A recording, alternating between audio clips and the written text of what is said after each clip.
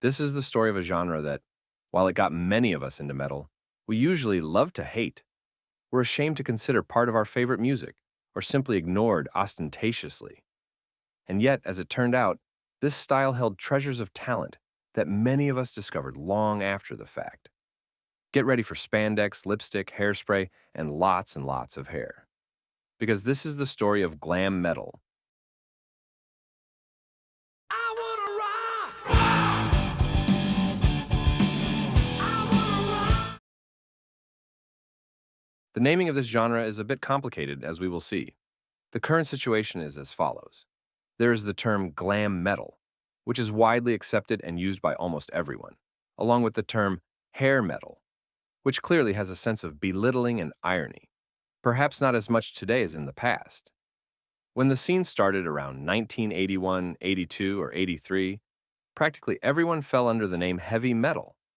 Now, of course, every journalist who wrote for a music magazine in England or America, as well as in the rest of the world, could use whatever term they wanted.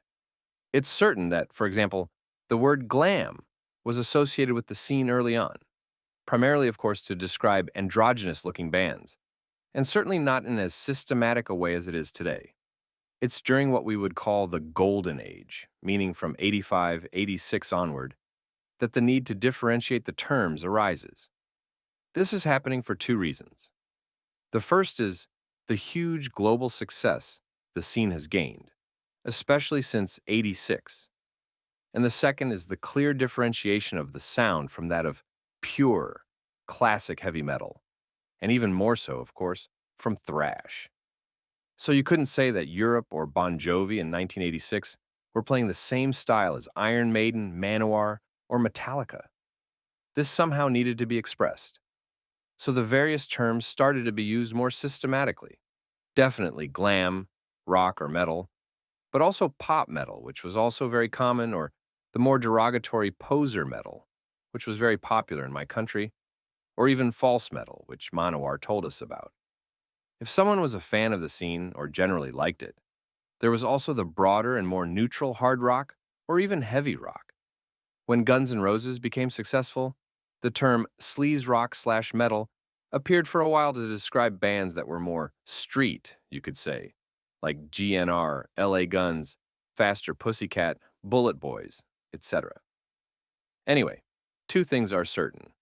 First, when we wanted to talk about those bands back then, we did so one way or another without leaving any room for doubt. And second, the term hair metal didn't exist anywhere.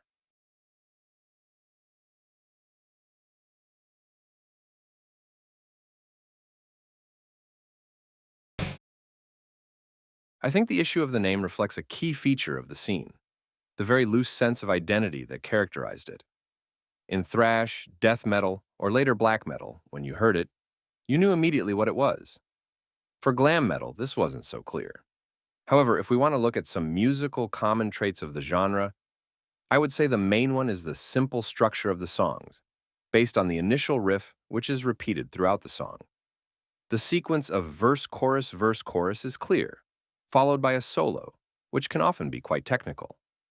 There's a lot of melody, vocal harmonies, especially in the ballads, and clear pop sensibilities in the way the song is structured.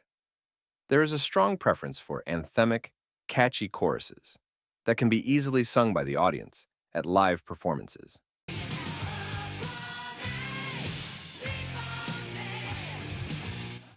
Sometimes there are clean guitars that alternate with the heavier parts, and generally a more rock and roll or even blues feel. I would say that the genre's sound template was provided by Def Leppard's album Pyromania, with the riffs of the late Steve Clark and the production of Robert Mutt Lang.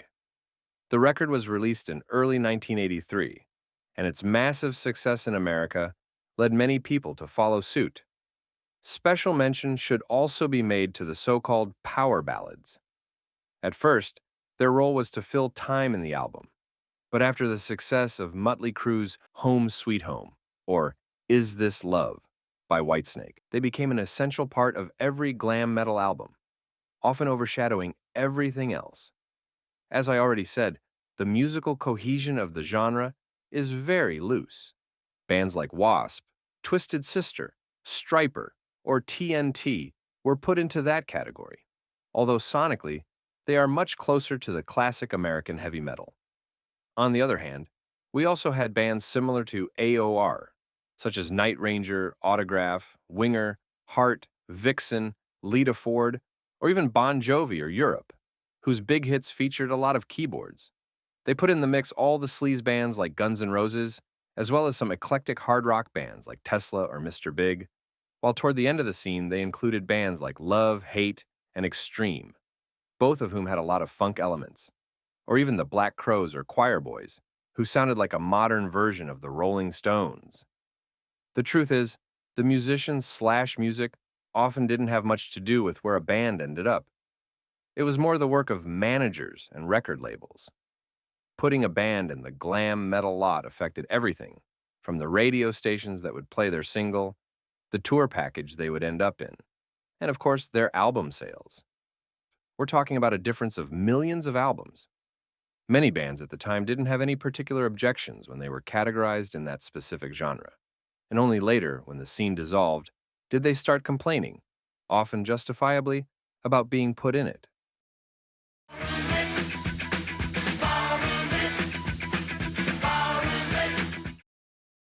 Many have said that while the foundation of classic metal was Black Sabbath, the foundation of glam metal was Led Zeppelin. This isn't far from the truth, as the early works of Led Zeppelin and songs with massive riffs like Black Dog do indeed seem to have a clear influence on the genre. From there on, we will definitely find influences from the style from which glam metal got half of its name. I remind you that from 1972 to 1975, one of the most popular scenes in Great Britain was glam rock, which perhaps not coincidentally also had a very relaxed musical identity. Now imagine that inside there were everything from Roxy Music's art rock explorations to David Bowie's chameleon-like transformations. But there were also simpler things, and I would say that these simple things were what inspired glam metal the most. Essentially, all the bands that had songs structured and influenced by the classic 60s pop and rock tradition. So we're talking about T-Rex, The Sweet, or Slade. Another band that could be considered glam rock and has a special relationship with the glam metal scene came from America and was also considered a precursor to punk. I'm talking about the New York Dolls, of course. They were definitely very influential in terms of image, with a particularly pronounced androgynous look, but since they were a band that had very little success, I don't know how much they were listened to by future glam metal musicians who were young kids of 10 or 12 years old at the time. Another band that, in my opinion, played a very significant and proven role in the rise of the scene was definitely Kiss. Not so much because of the makeup. The makeup they used was to create a character and make their live performances impressive, but it wasn't androgynous. But both lyrically and musically, their influence was enormous. There's another simple reason for this.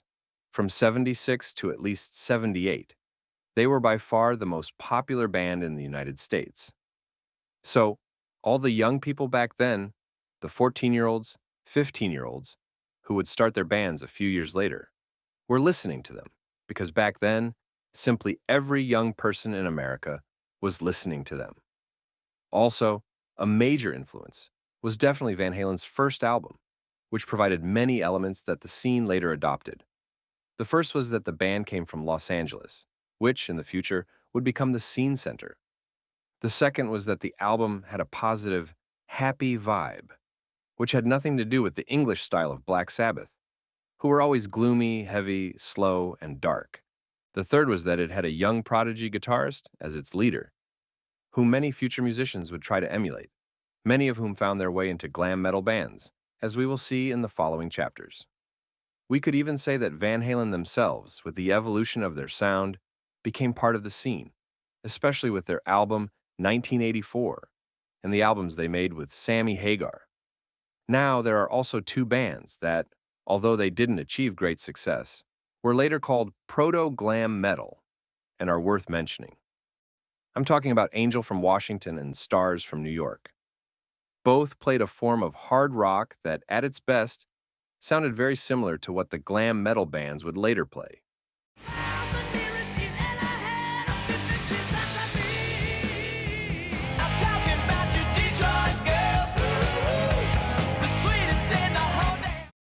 The last band that I would say had a huge influence on the scene, both in terms of image and music, are the Finnish Hanoi Rocks, a band that started in their homeland and slowly began to build their reputation, gaining a very loyal following in Scandinavia and Japan, where they were incredibly popular. They had a 100% androgynous image, which was later followed by glam metal bands, Poison, Mötley Crüe, and they played music quite similar to future glam metal, although more influenced by both punk and the Rolling Stones. They were one step away from major recognition, but unfortunately, tragedy struck them down with the death of their drummer in an automobile accident with Vince Neil of Motley Crue. They were recognized in the future by many bands on the scene, such as Guns N' Roses, who borrowed quite a few riffs for Appetite for Destruction, while Joe Elliott of Def Leppard has said that they were the only ones who truly convinced him of what they were doing. Everyone else seemed fake to him. Kills me now. If I call you, tell me would you come, baby? Would you try me?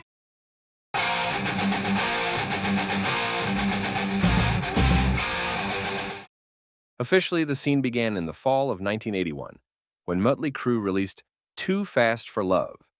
Although for at least another year, very few things should be considered true glam metal.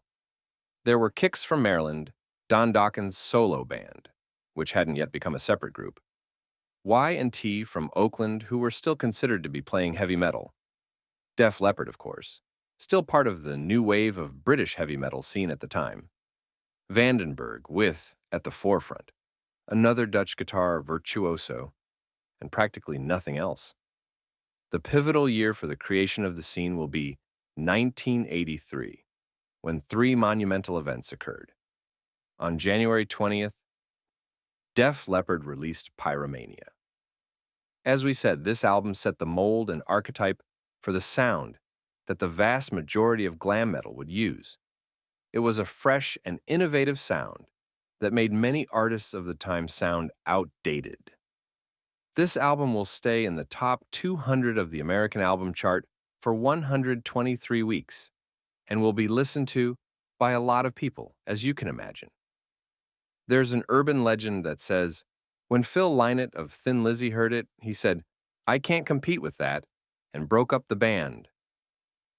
May 29th, 1983, was the metal day of that year's largest music festival in the USA, the so-called US Festival, which took place in San Bernardino, California.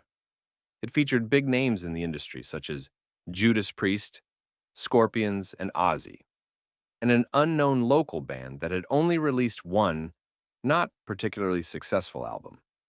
The band's appearance and stage performance made such an impression that it truly changed the course of both their own history and that of the genre they represented. This band was Motley Crue. On November 26, 1983, an album released 8 months earlier, Metal Health by Quiet Riot, which we can say belonged to the glam metal scene, reached #1 on the American album chart. It was the first metal album to do that. We're talking about a huge moment for the heavy metal genre in general, and for glam metal specifically. It showed the major record labels that this type of heavy rock had great potential and convinced them to turn both their attention and their money toward it. Beside these three events, some important albums were released that year, which began to outline the scene that was to come. We're starting, of course, with Mötley Crüe's Shout at the Devil, perhaps their heaviest and, according to many, best album.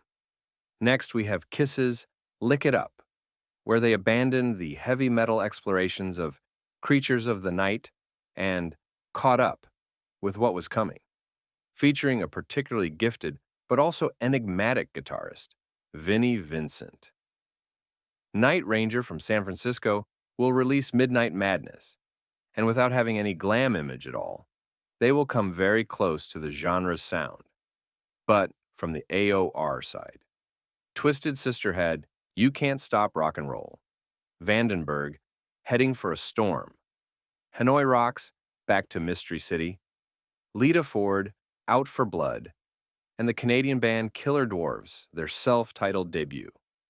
As you can see, we were still far from what would eventually become the glam metal scene. In 1984, things would progress quite a bit toward where they would ultimately end up. Back then, we had Rat from San Diego releasing their debut album, which many consider their best, Out of the Cellar. Rat, who, I remind you, had a song on the first Metal Massacre compilation alongside Cirith Ungol, Malice, Steeler, and Metallica. New York's Twisted Sister released Stay Hungry and swept everything away with enormous help, of course, from their awesome music videos for the tracks I Wanna Rock and We're Not Gonna Take It, which were played day and night on MTV. The Pioneers Van Halen released 1984, entering the game in a unique and groundbreaking way, as evidenced by the boldness of Jump, and their music videos will become absolute staples on MTV. The now classic Dokken lineup released the album that would make them famous, Tooth and Nail, which features the exceptional playing of virtuoso guitarist George Lynch. We had Great White from Los Angeles, Black and Blue from Oregon, and Wasp, also from Los Angeles, all releasing debut, self-titled albums. Autograph from Pasadena released Sign In Please, and suddenly found themselves in the Billboard Top 30 singles.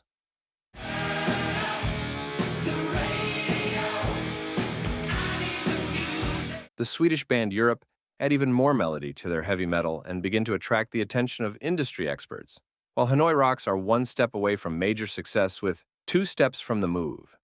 Y and T are now firmly entering the hard rock scene with In Rock We Trust, and an unknown band from New Jersey will release another self-titled debut album, and will also have their first hit. On the street where you live, girls talk about their social lives. That year, we also had a non-musical endeavor that was perhaps just as important as the musical ones. Motley Crue went on tour with Ozzy Osbourne. The Californians didn't have any problem matching the levels of excess with the Madman from Birmingham, and solidified their reputation as the bad boys of rock, making their name even more well-known. In 1985, the scene began to become even more specific, with names popping up like mushrooms. White Lion from New York, King Cobra, Stryper, Rough Cut and Keel from Los Angeles, Treat from Stockholm, Sweden, Helix from Kitchener, Canada, and Kickaxe from Regina, Canada. Of course, the most important album in the genre, though not necessarily the best, was Mötley Crüe's Theater of Pain. For starters, it gave them their first big hit with Smokin' in the Boys' Room, which entered the Billboard Top 20 Singles chart and had a music video similar to Twisted Sisters, played relentlessly by MTV. Secondly, it marked a clear change in their image and their shift toward glam. Until then, the way they dressed was somewhere between heavy metal villainy and Kiss-like showmanship. Now we were going for a New York Dolls / Hanoi Rocks androgynous look. This caused strong reactions from their metalhead fans, but it increased their recognition 100-fold. Then, we also saw a phenomenon that would become even more pronounced in the future. Classic, authentic heavy metal bands going glam metal in order to conquer the American market. Examples that year were Girls' School and Tigers of Pantang. Soon, many others would be joining them. As we were saying goodbye to 1985, the glam metal scene was still a bit vague, a bit undefined, but it was something. How each fan perceived it or how each journalist described it didn't matter much, as it was still an integral part of the heavy metal scene. This would soon change forever.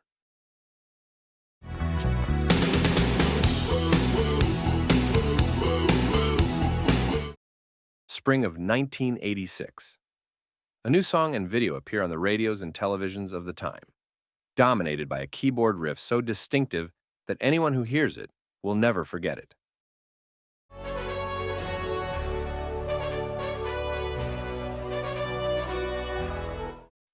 Very soon, this song is heard every place, by everyone. It's Europe's The Final Countdown. Wait a minute, so this melodic metal band you told us about in the previous chapter? Yes, this. Which, on May 29th, will also release an album titled The Final Countdown and will make a killing. An excellent album, but at the same time full of keyboards and a pop aesthetic. So much so that the band's formidable guitarist, John Norum, would have to pack his bags and leave, to the point that it would begin to divide the metal world. Tell me, is this metal or not? Midsummer, 1986. Again on the radio, on television, and in discotheques around the world, a song starts playing that very soon you won't be able to avoid no matter where you hide. You Give Love a Bad Name is simple. It sticks in your head like gum on a shoe. It's by that band from New Jersey named Bon Jovi, that until then only existed for Japan, who, in no time at all, would become the favorite band of teenage girls all over the world. And if with Europe they didn't know what to do, with these guys, the metalheads are just furious. So you're telling us now that this is metal too? No way, guys. Absolutely not. And so, within 3 to 4 months, the glam metal scene would go global, reach another level, and become the most commercially successful rock scene of that time. And all this from two bands, one of which seems to be there by accident, while the other only did it when an external collaborator from the pop scene helped them write songs. That same year, two bands from cold Pennsylvania would move to warmer climates and give us their first works, also entering the game very strongly. I'm talking, of course, about Poison and Cinderella, both with a none more glam metal look, who will almost overnight find themselves at the forefront of this new music.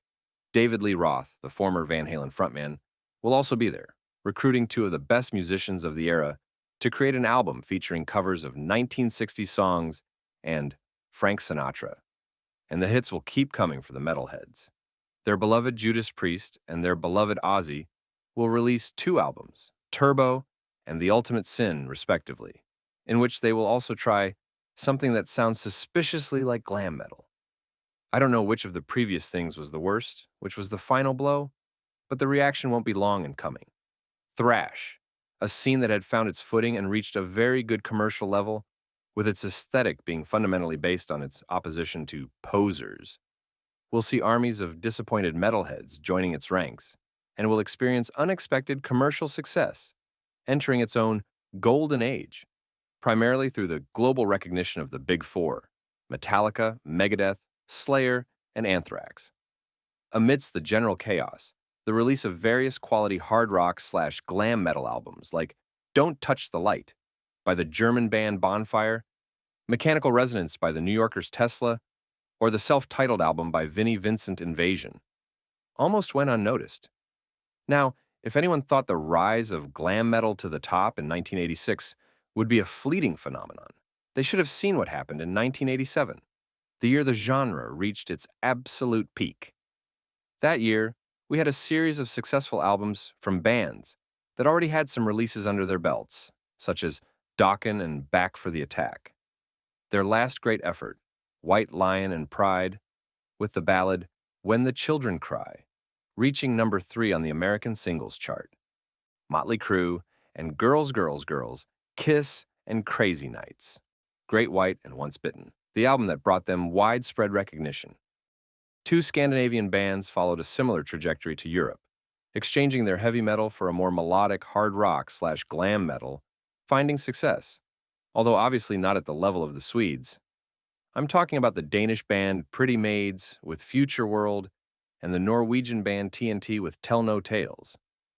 We also had two very important debuts, the self-titled album by Faster Pussycat from Los Angeles and Young and Crazy by the Welsh band Tiger Tails. Besides all this, there were 4 albums that, in one way or another, marked that year for different reasons. Aerosmith will hire the same person who launched Bon Jovi's career, as well as various other external collaborators, and write Permanent Vacation, which will sell 5 million copies in America and make them big again in the eyes of the public. Of course, they will also join the ever-expanding glam metal family. A previously poor, obscure, and completely unknown band from Los Angeles called Guns N' Roses will release their debut album, titled Appetite for Destruction, in July 1987. This album will initially go unnoticed by everyone. No one will want to touch it, as it was much rawer, more violent, and more dangerous than the average glam metal album. it would take almost a year of continuous touring and relentless promotion from their record label to break into the Billboard Top 10 albums and change the history of rock music as we know it. Finally, two English bands with a long history will release two albums that have sold nearly 40 million copies worldwide combined to date. Whitesnake, a blues/hard rock band fronted by former Deep Purple singer David Coverdale, will undergo a complete image and sound transformation, heading straight toward a pure glam metal direction with the release of their self-titled album, also known as 1987. Driven by a series of music videos that made Coverdale's then-wife, Tawny Kitaen, the ultimate symbol of the glam metal scene and the ultimate fantasy of millions of men around the world. The album, spearheaded by the super ballad Is This Love, would simply sweep everything away, making Whitesnake the biggest rock band in the world for 1987. After a 4-year stay in the studio and a series of setbacks that would be enough to fill a movie, Def Leppard will release Hysteria, an album where heavy guitars have practically disappeared and pop sensibilities have taken over everything. The album will initially be a bit of a disappointment, which will change drastically when the single Pour Some Sugar on Me is released. Final tally: 12 million copies sold in the United States and 6 singles in the Billboard Top 40. 1987 was perhaps the peak of 80s partying and excess, and at the forefront of this excess were perhaps its greatest exponents, the glam metal scene and bands. After such a binge, could 1988 be the year of the hangover? No, we still had plenty to go around. Bon Jovi would continue their stay at the top with New Jersey. Just as Poison did with Open Up and Say Ah, Lita Ford would also achieve global recognition with Lita, thanks to the almost accidental help of Uncle Ozzy. Also present was her old Runaways collaborator, Joan Jett, with Up Your Alley. Cinderella and Kix will release 2 samples of excellent hard rock with Long Cold Winter and Blow My Fuse, respectively, while new names will continue to appear with absolute consistency. Minnesota's Vixen with their self-titled album, London's The Dogs d'Amour with In the Dynamite Jet Saloon, LA Guns, the former half of Guns N' Roses, with their self-titled album, Rock's Gang from Florida with Things You've Never Done Before, Winger from New York, Brittany Fox from Philadelphia, and Bullet Boys from Los Angeles, all with self-titled albums. And finally, Jet Boy from San Francisco with Feel the Shake.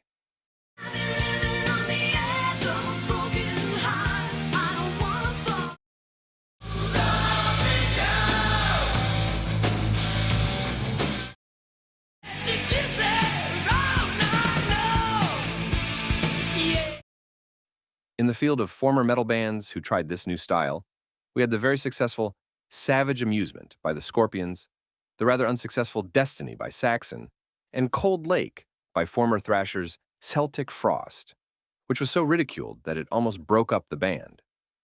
A very special case is the eponymous debut of the German band Kingdom Come, which sounded so much like Led Zeppelin that it caused a scandal in the heavy rock scene, even leading Gary Moore to write a song inspired by it on his next album.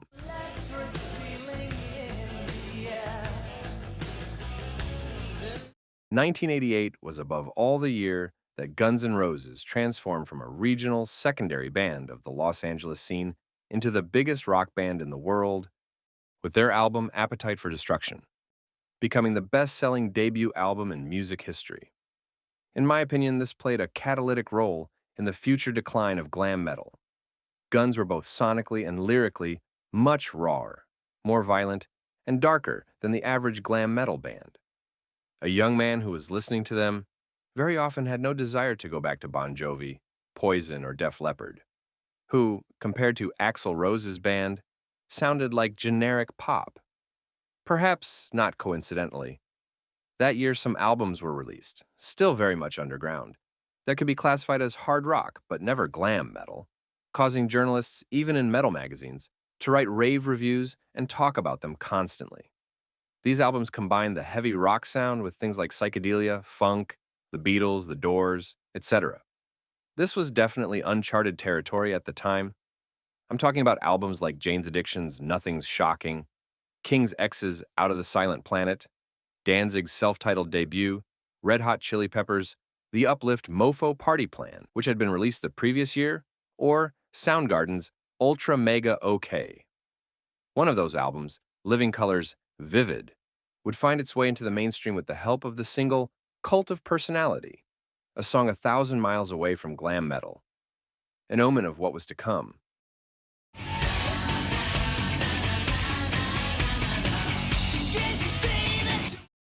1989 will perhaps be the scene's last great year. Fueled by the massive success of the previous 3 years and the millions of dollars record labels were spending on them, dozens of bands from the broader glam metal family will make their debut. Here are some examples.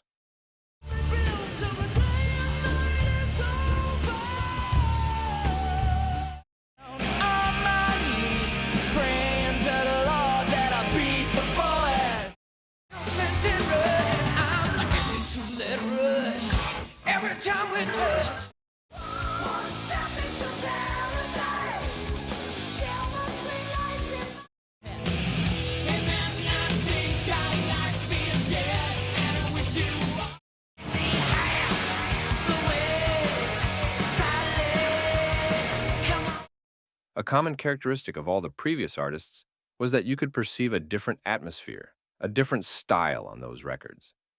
There was a certain maturity, a seriousness, but also a variety that the scene hadn't accustomed us to be honest. It was also clear that this was the era of Guns N' Roses, as many of these albums were significantly heavier than what came before them.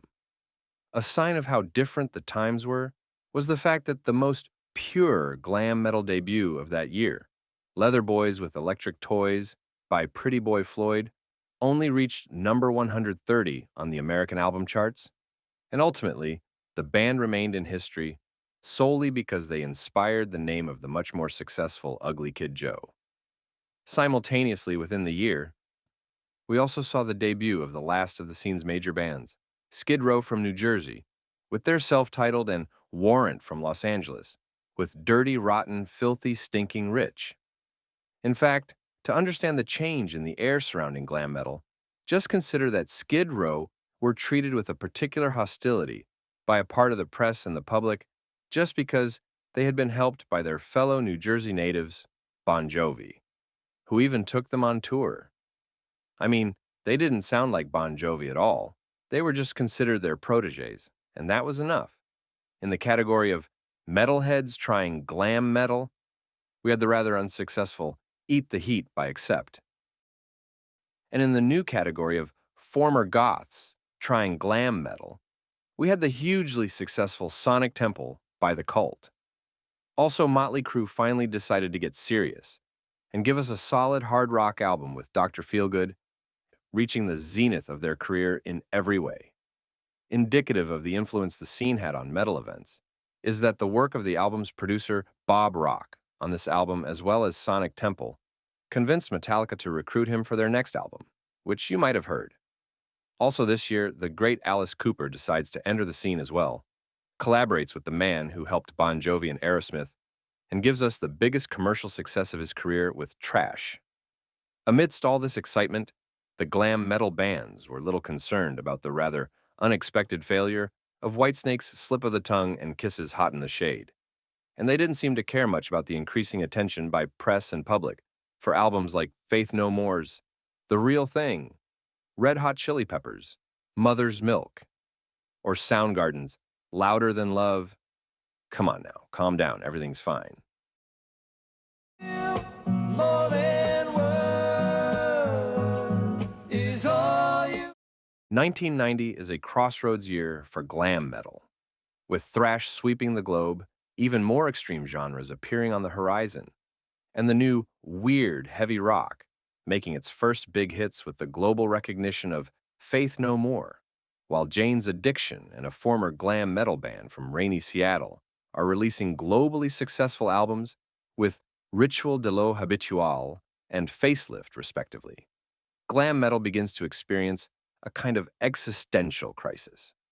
For example, Love Hate and their Blackout in the Red Room are included in its ranks, despite the fact that their music and image are capable of confusing many people about exactly what kind of band they are. At the same time, record labels are trying to include in the scene bands like the Black Crowes from Atlanta or the London-based The Choir Boys, even though it's clear that both bands love the Rolling Stones infinitely more than Van Halen. However, the move pays off as the first band's Shake Your Moneymaker goes 5 times platinum in the US, and the second band's A Bit of What You Fancy reaches number 2 in England. A back to basics movement seems also to be on the agenda, as London's Thunder release Backstreet Symphony and become top-tier stars in their homeland, while Cinderella looked like a completely different band in both image and sound with Heartbreak Station. Both of these albums are as if the last 7 years never happened. I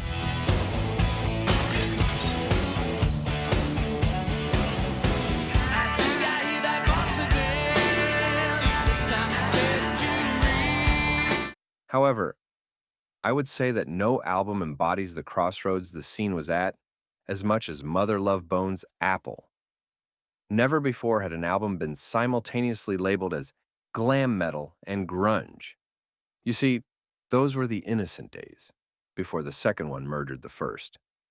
The album was amazing, but it didn't have a follow-up because the band's singer, Andrew Wood, had already passed when it was released. That year, we also had the last 2 great classic albums of the scene.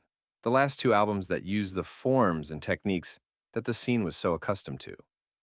I'm talking about Warrant's Cherry Pie, which went double platinum and had a music video that looked like it was made 5 years earlier, and Poison's Flesh and Blood, with the classic simple rock of Unskinny Bop, and the mature ballad Something to Believe in. Speaking of ballads, this was also the year of what we could call the unrelated ballad, with Extreme's More Than Words and Queensryche's Silent Lucidity. 2 ballads that became such huge global hits that you had to go to a remote, uninhabited island to avoid hearing them, and which had one thing in common. They had absolutely nothing to do with the rest of the album they came from. And the weird thing is that while both bands also didn't have anything to do with glam metal, that's the style that paid the price. Finally, perhaps without imagining what would follow, a series of bands made their debuts, likely envisioning a bright future filled with millions of copies sold, world tours, and the recognition of a major rock star. Here are some of them. Burning bridges falling down. Got a nasty reputation from town. Oh no, once that woman. Oh no, our love is stranger than paradise. Me with all the rattlesnake kisses, knocking. The first 3 will manage to do something, mainly again because they contained huge ballads. Anyway, undoubtedly, and as you can understand from everything I mentioned earlier, 1990 was a strange year for glam metal. The scene was still selling, it still had substance, but things were clearly different. It was like we were waiting for something to happen, as if a strange atmosphere hung in the air. And that something did happen in 1991, when the first notes of this song were heard on MTV and American radio stations.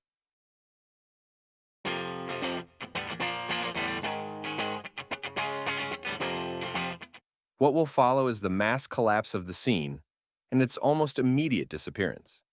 Of course, anyone who was paying attention to what was happening and listening to the surrounding atmosphere could even predict what would follow. Just before Nirvana, for example, Skid Row had released Slave to the Grind, with a sound that was unrecognizable, ferocious, and incredibly heavy. At the beginning of the year, Saigon Kick from Miami released their self-titled debut and were considered the great hope of the scene, despite, or perhaps because, playing a rather strange blend of various heavy rock styles.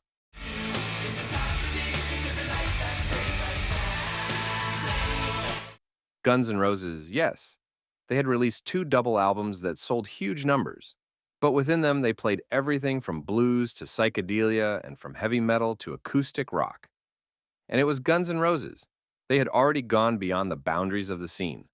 Simultaneously that year, White Lion, Great White, LA Guns, Danger Danger, Enough Z Nuff, Bang Tango, Brittany Fox, Baton Rouge, Junkyard, Dangerous Toys, Kicks, and Bullet Boys. They all released new albums. None of these albums sold as well as their previous ones. Those who survived were Mr. Big, also because of a ballad, Tesla, because that same year they had a huge success with the acoustic version of their song Signs. And Alice Cooper, who is Alice Cooper, has his own audience and transcends genres and labels. So I think, as Iron Maiden says, the writing was on the wall for glam metal. For the record, I'll mention the last band debuts for that year. Forever young, time on our side. We've got worldwide, oh good guy. And the award for the most awkward genre shift goes to Crimson Glory, who abandoned the progressive/American power metal they were so good at to turn toward hard rock/glam metal. In the year it collapsed. In 1992, some bands were still trying to do something. We had albums from Warrant, Great White, Firehouse, Lynch Mob, Steelheart, Slaughter, and Faster Pussycat. But the game was lost. The truth is, and looking at things objectively, that the reasons for the decline of glam metal fell into two main categories, musical and social. Musical reasons can easily arise from what I said earlier. Music fans were tired of the genre, they had changed, they had grown up, and they were looking for something different. The prevailing view was that there was a formula, a mannerism, that everything depended on the music video first and the ballad later, that there were many external composers, that the music was pre-packaged, coming out of the studio ready to become a hit. No authenticity, no originality. The truth is, of course, that all of the above were true to a certain extent, and not a very large one. As we saw, many of the new bands, as well as several of the old ones, seemed to be trying new things, attempting to change the script and show us something different. Many of the albums, especially from '89 onward, are of excellent quality. Of course, when it comes to the ballad, we can't say anything there. They were all guilty. The social reasons stem from the historical developments of the era. The golden years of glam metal coincided with the peak of the individualistic excess of the '80s. Sex, money, parties, drugs, everything is free, everything in abundance. At the beginning of the new decade, things had changed. Individualism had been replaced by, let's love each other. After the fall of the Berlin Wall, money had run out after the Black Monday of 1987. AIDS had made free sex dangerous, and the cocaine rush had been replaced by an opioid nirvana.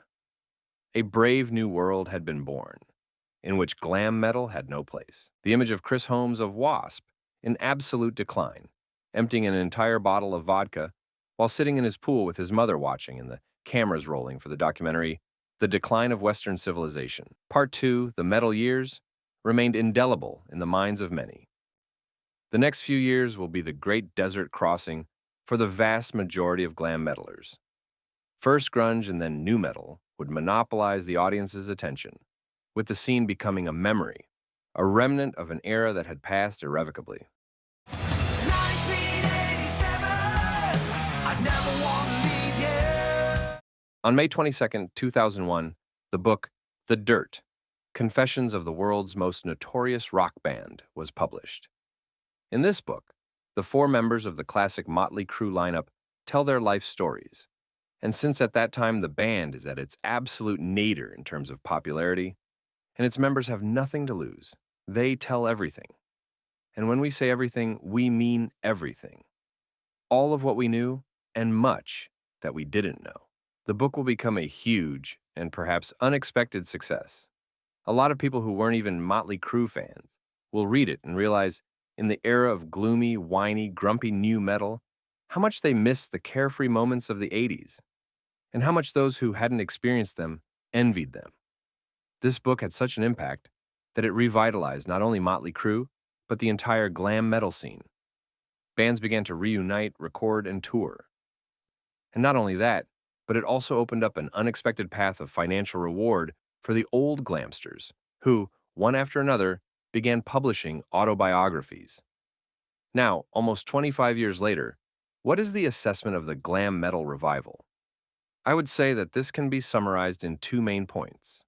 The first is that we heard very little new music.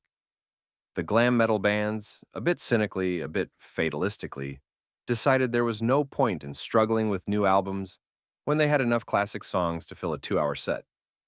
So, for example, over the last 25 years, Motley Crue and White Lion released one album each, both in 2008. Cinderella didn't release anything before they finally broke up in 2014. Poison haven't released new music since 2007, Faster Pussycat since 2008, and Rat since 2010. Skid Row released an album in 2006, and another one 16 years later, and so on. There were also exceptions like Mr. Big, Enough is Enough, Quiet Riot, Great White, or LA Guns. The second point is that a single, recognizable new wave of glam metal bands was never organized. Yes, we have Steel Panther, who managed to have a particularly successful career with the right combination of parody and nostalgia. We also have Crash Diet, Hardcore Superstar, Reckless Love, Crazy Licks, and Wigwam. And then, nothing else. Perhaps not by chance. Apart from Steel Panther, all the other bands are European and, in fact, Scandinavian. In conclusion, glam metal was a product of its time and the conditions that existed during that period. A time that those who lived through it know will never return, which may not have left the legacy of other eras, but which was unique and beloved in its own way. And thankfully, there are some bands from the once mighty glam metal scene to remind us of it.